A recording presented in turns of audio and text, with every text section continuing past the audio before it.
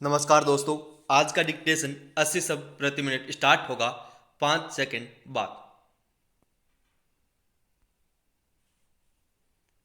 Start. सभापति महोदय, मैं सदन का ज़्यादा समय नहीं लूँगा। मैं केवल एक दो बातों की ओर वित्त मंत्री और सरकार का ध्यान खींचना चाहता हूँ।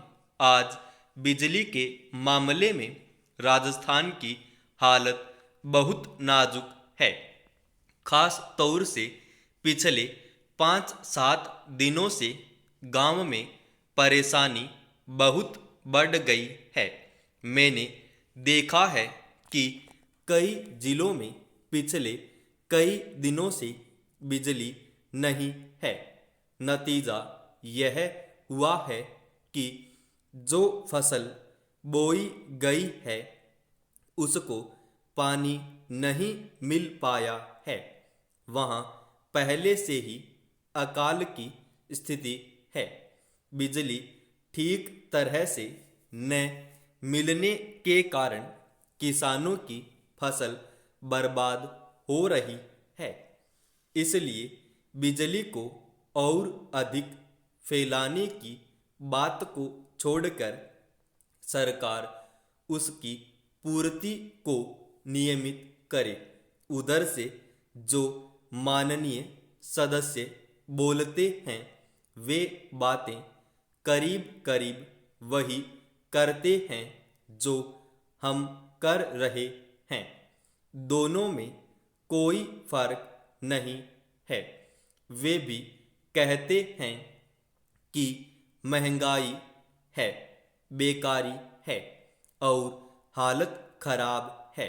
सरकार की तरफ से भी हरेक वक्तव्य को इसी वाक्य से शुरू किया जाता है कि उसे विरासत में खराब हालत मिली है जिसे सुधारने में समय लगेगा। मैं निवेदन करना चाहता हूँ कि सरकार एक अवधि निर्धारित कर दे कि वह कब इस पहले वाक्य को बोलना छोड़ देगी। हम सरकार का विरोध नहीं करेंगे। वह हमको भाषण लिखकर दे दे और बता दे कि हम क्या करेंगे। हम वैसे ही इस सदन में और बाहर जनता के सामने बोलेंगे, लेकिन वह देश की हालत को सुधारे। आज चारों तरफ हालत बिगड़ रही है। आज गांवों में कोई व्यवस्था नहीं है। सरकार हम लोगों को कब तक दोष देती रहेगी।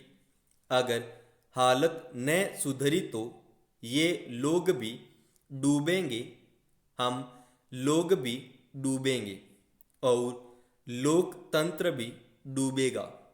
आज गांवों में हालत बहुत खतरनाक ढंग से बिगड़ रही है। मैं बड़ी जिम्मेदारी और गंभीरता के साथ यह बात कह रहा हूँ। आखिर सरकार का और हमारा काम एक ही है। कुछ लोग उधर बैठे हैं और हम इधर बैठे हैं। इससे कोई फर्क नहीं पड़ता। हालत सब तरफ से खराब है। बिजली खराब है, कोयला खराब है, तेल नहीं मिल रहा, किसानों के काम सब तरफ से रुके हुए हैं। गांवों के अंदर इतनी महंगाई बढ़ रही है कि गरीबों के प्राण निकल रहे हैं और आगे यह महंगाई जोर से बढ़ेगी। गेहूं का उत्पादन कम हो गया है, भाव अभी ऊंचे हो रहे हैं। आगे और भी ऊंचे होंगे। आगे आप फिर कहेंगे कि आयात के बिल बढ़ रहे हैं, पेट्रोल और डीजल के दाम बढ़ गए हैं, तो आप मुसीबत में फंस गए हैं। आप मुसीबत में फंसते हैं तो हमें भी खुशी नहीं होती है। इसीलिए आप गंभीरता से सोचें, कुछ हमसे सहायता लेना चाहते हैं तो ले, जिस तरह से भी लेना चाहते हैं लें। आप जैसा कहेंगे वैसा ही हम जनता से जाकर बोलेंगे। अंत में मैं निवेदन करना चाहता हूं कि आप राजस्थान के लिए जरूर कुछ करें। समाप्त।